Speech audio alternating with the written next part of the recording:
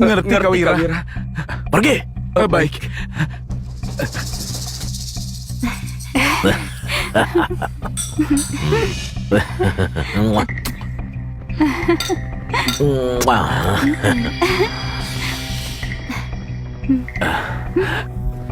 Kak Wira. Wah, tabib Guna sudah datang. Sini, bicara sambil duduk. Sayang, mainlah dulu.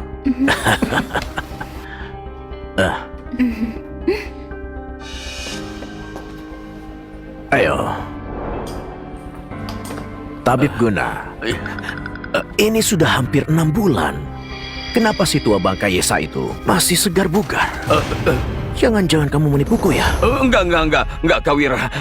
Langit dan bumi saksinya, Kak Wira. Dikasih 10 nyali pun, saya nggak berani tipu Anda. Si tua bangka itu nggak bakal hidup sampai bulan depan. Oke. Ucapanmu sudah cukup buatku. Nanti begitu aku berhasil dapatkan jalan antik, kamu dapat bagian besar. Tapi, aku mau ingatkan kamu, bulan depan, kalau tua bangka itu belum mati, maka kamulah yang bakal mati. Senang sekali Kak Citra bisa bicara. Ditambah dengan pembukaan toko kita, ini kebahagiaan ganda.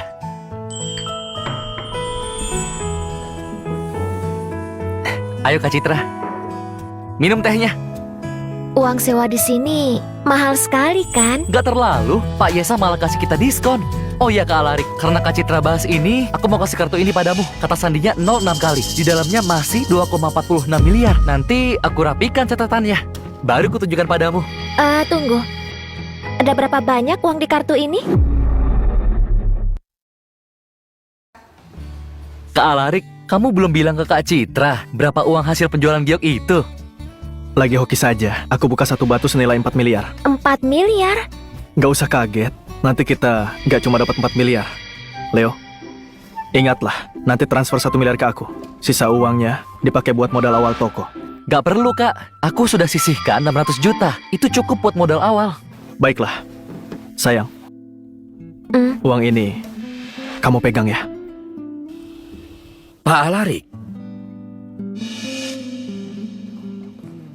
Pak Yesa. Pak Yesa. Pak Alarik, akhirnya kamu datang. Pak Yesa, ada apa cari aku? Gadis ini, kenapa kelihatan gak asing? Apa kita pernah ketemu? Oh, ini istriku. Dia kadang jualan lukisan di jalan antik. Mungkin Bapak pernah lihat. Oh, ternyata istri Pak Alarik. Pantas cantik sekali. Memang pasangan yang serasi. Pak Yesa, ada urusan apa cari aku? Aku dengar dari Leo kalau Pak Alarik buka toko. Aku datang untuk ucapkan selamat sambil lihat-lihat. Apa ada yang bisa kubantu? Misalnya jalur bahan obat atau jalur produksi obat. Tentu bakal sangat bagus kalau Pak Yesa bisa bantu. Tapi, apa nggak terlalu merepotkan? Repot apanya? Semua ini sudah tersedia di tanganku. Nanti biar Leo... Oh ya, sekarang aku harus memanggilmu Pak Leo, kan? Pak Yesa, Anda jangan bicara begitu. Mana berani saya di depan Anda. Pak Leo benar juga, nasib orang berubah. Kadang di atas, kadang di bawah. Jangan remehkan anak muda miskin. Sekarang kamu mulai usaha sendiri sebagai mantan bosmu. Sudah sepantasnya aku bantu. Terima kasih Pak Yesa. Oh, begini. Bu Susan, ajaklah Pak Leo ke pavilion bahagia. Bagikan semua jalur dan koneksi kita ke Pak Leo. Dan ingat, jangan sembunyikan apapun. Baik, Pak Yesa. Pak Leo, ayo silakan. Kak Susan, jangan goda aku terus. Kak Alarik, kami pergi dulu ya. Kak Citra, kami duluan ya.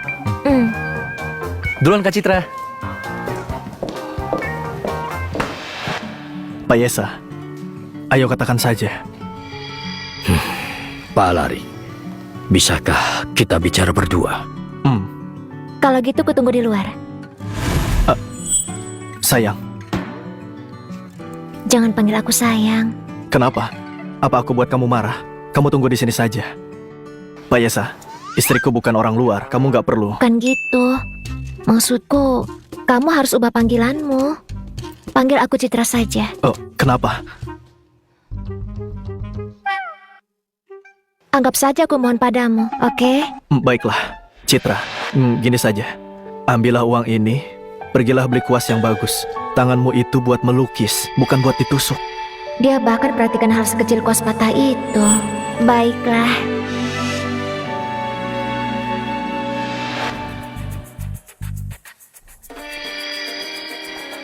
Pak Yesa, kamu sudah minum obat dariku kan? Pak Alarik, tolong aku.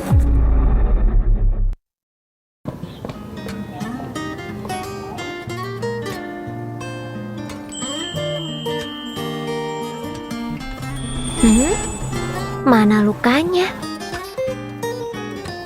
Plester luka ini ajaib sekali. Pak Alarik, tolong aku. Kamu berlebihan, cepatlah bangun. Pak Alarik, Bicara sambil duduk saja. baik. Silakan duduk.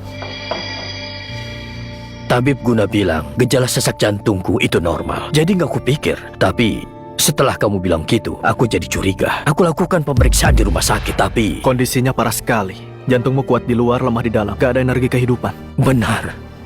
Pak Alarik, sungguh tabib dewa. Aku bukan tabib dewa. Lanjutkan ceritamu. Setelah aku cari ahlinya, buat uji kandungan pil yang kamu kasih dan dipastikan aman, baru aku minum. Nggak disangka, semua gejala penyakitku lenyap. Aku periksakan lagi, gejalanya sudah jauh berkurang. Bahkan para ahli bilang, ini keajaiban yang mustahil. Pak Yesa sangat beruntung. Kalau telat sedikit saja, mungkin dewa pun gak bisa menyelamatkanmu. Tolong aku, Pak Alarik. Tenang saja. Khasiat pil yang kukasih ke Pak Yesa belum bekerja sepenuhnya. Kamu cuma perlu nunggu dan lihat perkembangannya. Tubuhmu pasti bakal pulih. Apa Pak Alarik serius?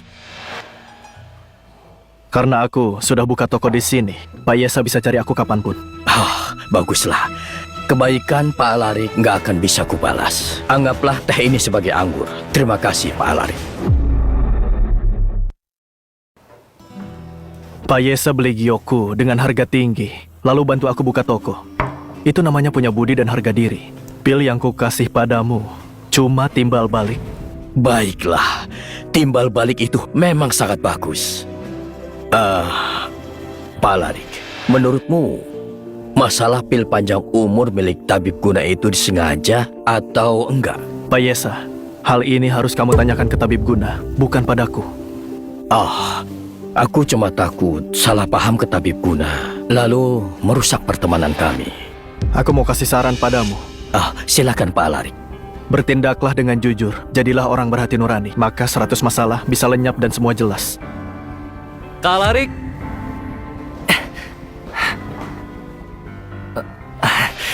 Pak Yesa, apa aku mengganggu kalian? Kalau gitu aku pergi dulu. Kalau nggak keberatan. Nggak perlu. Aku dan Pak Yesa sudah selesai bicara. Syukurlah, Kak Alarik. Kak Susan sudah kenalkan pemasok bahan obat dan jalur produksi yang terbaik ke kita. Sekarang semua sudah siap. Tinggal resep darimu. Ambilkan kuas. Baik. Omong-omong, aku sangat penasaran. Pak Alarik mau jual obat kesehatan apa? Kak Alarik, Cuma beberapa pil penguat tubuh, buat penyakit darurat dan pil panjang umur. Nggak beda jauh sama yang kukasih ke Pak Yesa. Pak Alarik masih punya pil yang waktu itu. Aku bisa beli mahal. Ada berapapun, ku beli semua.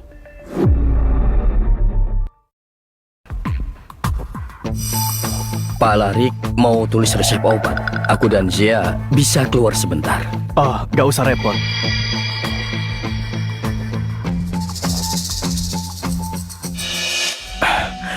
Barusan itu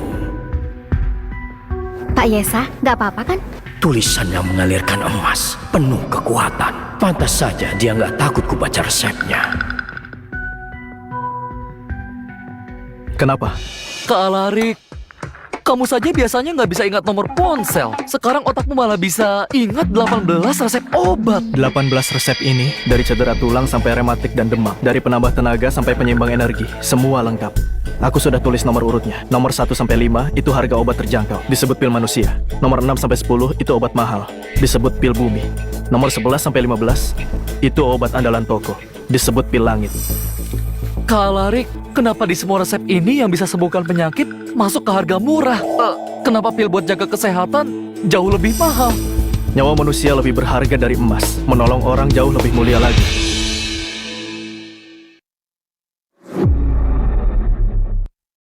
Kak Alarik, kenapa sekarang bicaranya puitis begitu? Aku jadi nggak ngerti. Pak Alarik masih muda, tapi punya hati yang baik. Aku sangat kagum.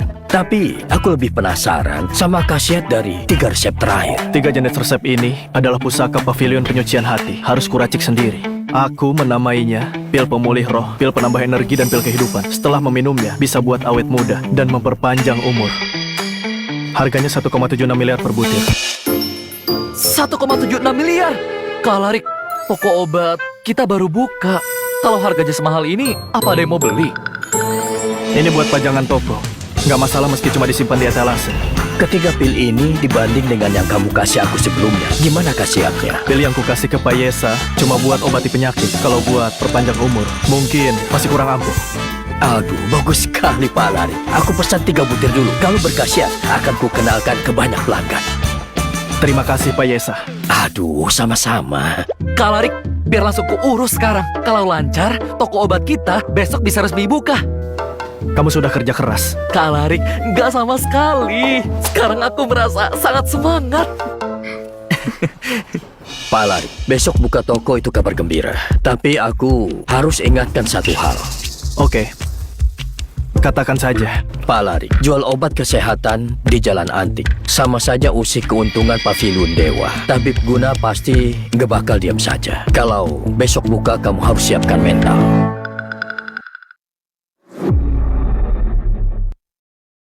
Kak Alarik, Nggak apa-apa. Kita bisa hadapi apapun itu. Aku malah penasaran Tabib Guna ini benar-benar dewa atau cuma pura-pura. Kak Alarik, Pak Yesa, aku pergi dulu ya. Payesa, kalau besok ada waktu, datang juga ya. Walau nggak bilang, aku bakal datang. Gimanapun, aku masih nunggu beli pil pertamamu. Sampai jumpa.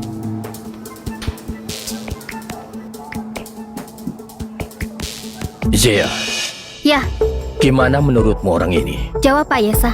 Dia dulu cuma penjudi nggak guna. Bahkan hampir dipukul Wira sampai mati. Tapi belakangan Anda bisa lihat sendiri. Dia beneran kayak orang yang berbeda. Mungkinkah ini yang namanya pencerahan manusia dewa? Pencerahan manusia dewa. Di antara hidup dan mati, misteri reinkarnasi terpecahkan, memunculkan kecerdasan manusia dewa. Manusia macam ini bukan manusia biasa.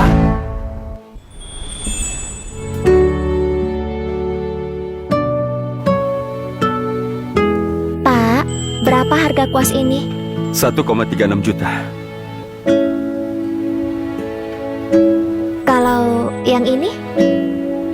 2,4 juta. Kalau yang ini?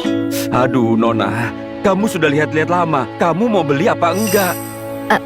Aku beli, cuma... Aku beli, cuma... Yang harganya di bawah 400.000. 400.000? Kalau cari yang 400 ribuan kenapa kesini? Kamu mending keluar cari di lapak pinggir jalan. Wino, gimana caramu bicara ke pelanggan? Ayah, di Paviliun Sastra mana ada kuas 400 ribuan? Maaf, kalau gitu aku nggak jadi beli. Berapa harga kuas termahal di Paviliun Sastra?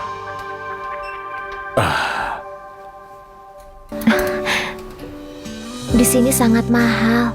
Kita cari di tempat lain saja. Kita kan punya uang. Kenapa nggak mau beli kuas yang mahal? Kamu kan baru buka toko, pasti butuh banyak uang.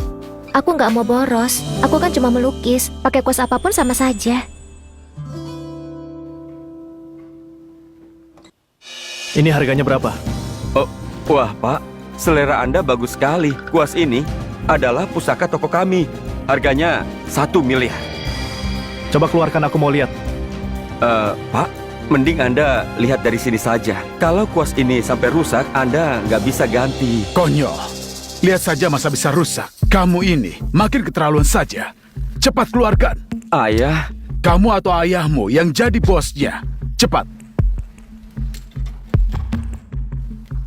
Pak, silakan dilihat dulu. Terima kasih, Pak. Ambilkan kertas dan tinta lagi. Biarkan bapak ini mencoba kuasnya. Pak, kuas ini adalah kuas kekaisaran warna hitam berukir emas dari dinasti Kima. Cuma satu di dunia. Cobalah dulu. Lihat nyaman atau enggak untuk dipakai.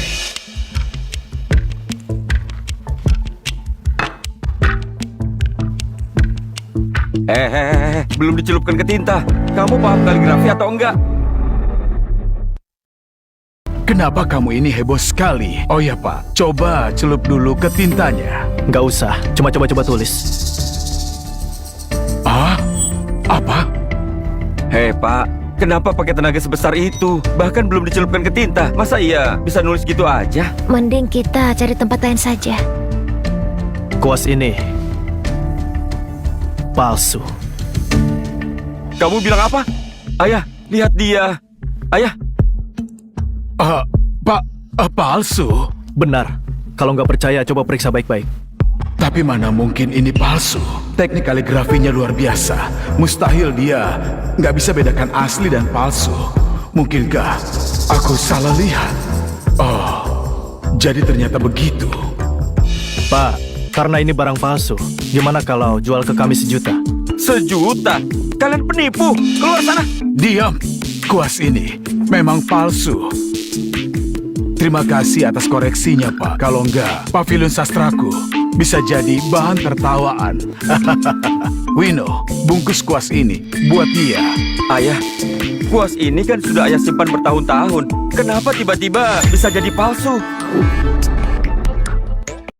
Aduh, ayah memang salah lihat. Kuas ini memang palsu. Bungkus saja. Nggak usah banyak ngomong.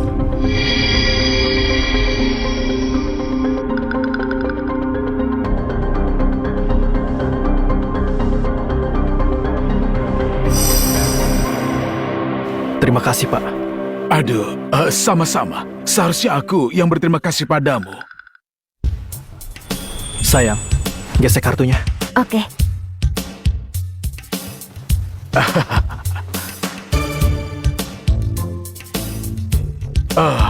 Kalau begitu, selamat jalan. Ayo.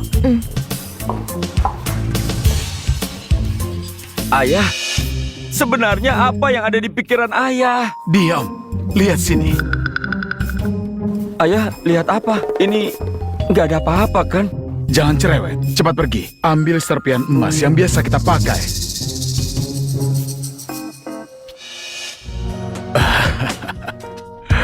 Ini, ambil segenggam dan taburkan di atasnya.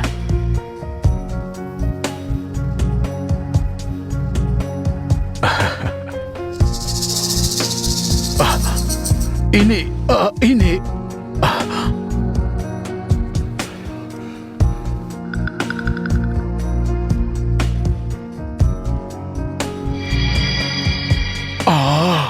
Jejak kuas tanpa tinta, kaligrafinya luar biasa.